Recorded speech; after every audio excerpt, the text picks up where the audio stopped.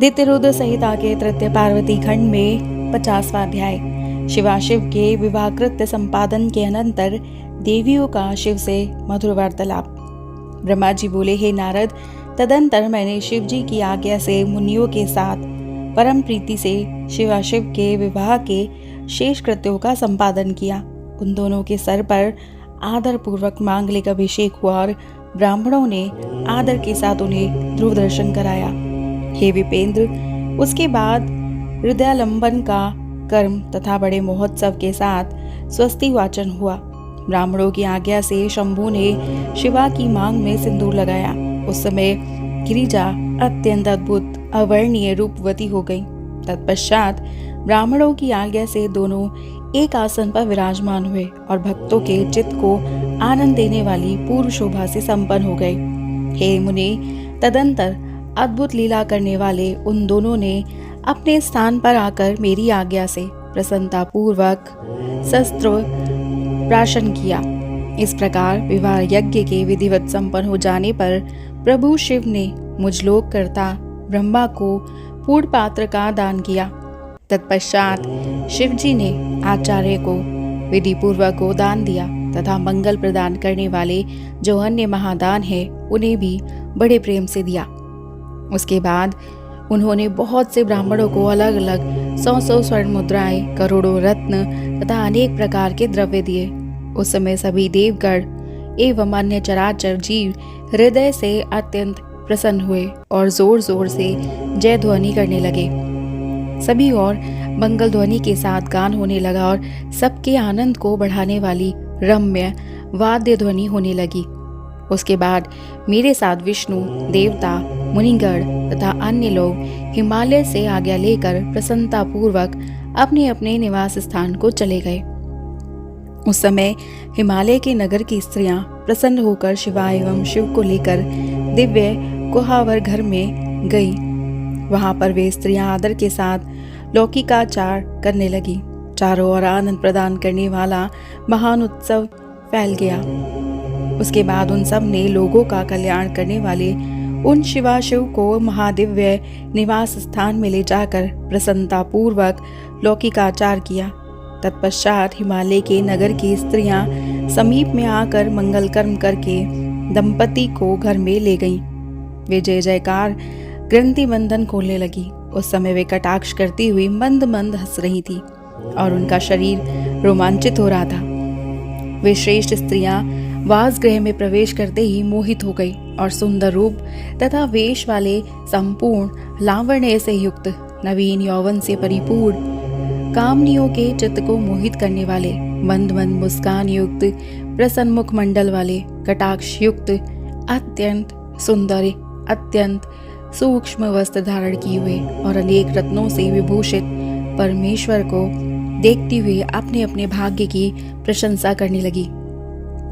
उस समय 16 दिव्य नारियां बड़े आदर के साथ इन दंपति को देखने के लिए शीघ्र ही पहुंच गई। सरस्वती, लक्ष्मी, सावित्री, जाह्नवी, अदिति, शची, लोपामुद्रा, अरुंधति, अहल्या, तुलसी, स्वाहा, रोहिणी, वसुंधरा, शत्रुपा, संज्ञा और रति ये देव स्त्रियां हैं जो मनोहर देव कन्या एवं मुनि कन्या वहां स्थित थी।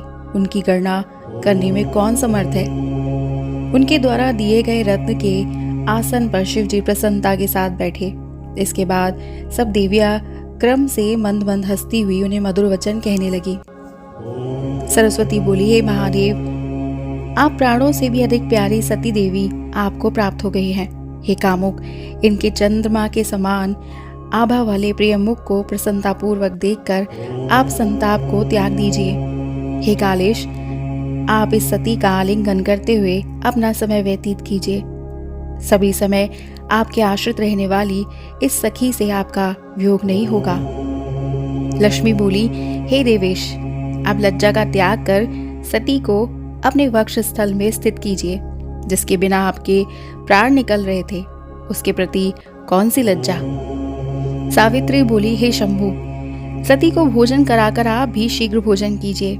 किसी बात का खेद मत कीजिए और आचमन करके सती को आदर से कपूर मिश्रित तांबुल दीजिए। जानवी बोली, अब इस स्वर्ण कांति वाली पार्वती के केशों को पकड़कर संवारिए, क्योंकि कामिनी स्त्रियां का इससे बढ़कर और कोई पति से प्राप्त होने वाला सौभाग्य सुख नहीं होता।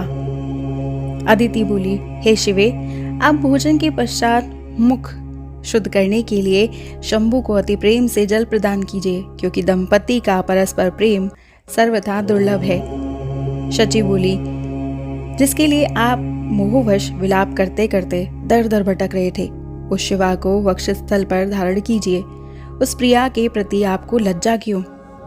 लोपामुद्रा बोली, हे शंकर, भोजन करके आप वास गृह में जाइए। ये स्त्रियों का व्यवहार है, आप शिवा को तांबुल देकर शयन कीजिए। अरुंधति बोली, हे शिव, मैं ना आपके निमित्त पार्वती को देना नहीं चाहती थी, किंतु मेरे बहुत समझाने पर उन्होंने पार्वती को देना स्वीकार किया। अब आप इनसे अधिक प्रेम कीजिए। अहल्या बोली, अब आप वृद्धावस्था को छोड़कर पूर्ण युवा हो जाइए, जिससे कन्या देने वाली इस मैना को पुत्री दान से संतुष्टि प्राप्त हो जाए। तुलसी बोली, हे प्रभु, आपने पूर्व काल में सती का त्याग किया, उसके बाद कामदेव को जलाया, अब आपने पार्वती को प्राप्त करने के लिए हिमालय के घर वशिष्ठ को कैसे भेजा? स्वाहा बोली, हे महादेव, अब आप स्त्रियों के वचन में स्थिर हो जाइए, क्योंकि विवाह में स्त्रियों की प्रलग्नता एक व्यवहार होता है। रोहिणी बोली, हे काम शास्त्र विशारद, अब आप पार्वती की कामना पूर्ण कीजिए। आप स्वयं कामी हैं, अतः कामिनी के काम सागर को पार कीजिए। वसुंधरा बोली, हे भावज्ञ, आप कमार्त स्त्रियों के भाव को जानते हैं। हे शंभु, स्त्री अपने स्वामी की ईश्वर भाव से निरंतर सेवा करती है। वो पति के अतिरिक्त अपनी किसी भी वस्तु की रक्षा करना नहीं चाहती। शत्रुपा बोली, भूख से तड़पता हुआ व्यक्ति दिव्य सुख का भोग किए बिना संतुष्ट नहीं होता, अतः हे शंभु, जिससे स्त्री की संतुष्टि हो, आपको वही करना चाहिए। संज्ञा बोली, हे सखी, रत्न दीपक जलाकर एकांत में पलंग बिछाकर और उस पर तांबूल रखकर परम प्रीति से शीघ्रतापूर्वक शिवा के साथ शिव को स्थापित करो। ब्रह्मा जी बोले, स्त्रियों के ये वचन सुनकर निर्विकार एवं महान योगी के गुरु के भी गुरु भगवान शंकर जी उनसे स्वयं कहने लगे। शंकर जी बोले, हे देवियों, मेरे समीप इस प्रकार के वचन को आप लोग ना बोले। आप सब पतिव्रता एवं जगत की माताएं हैं, फिर पुत्र के विषय में इस प्रकार की चपलता क्यों? ब्रह्मा जी बोले, शंकर की ये बात सुनकर सभी देव स्त्रियां लज्जित हो गई और संभ्रम के कारण चित्रलिखित पुतलियों की भांति चुप हो गई। तदंतर मिष्ठान ग्रहण कर आचमन कर प्रसन्नचित महेश ने पार्वती के साथ कपूर युक्त पान का सेवन किया।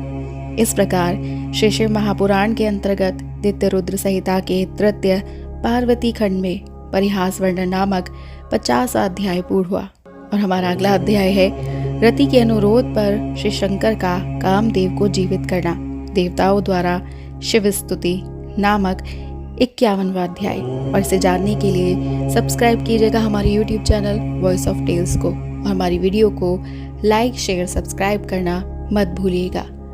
हर हर महादेव।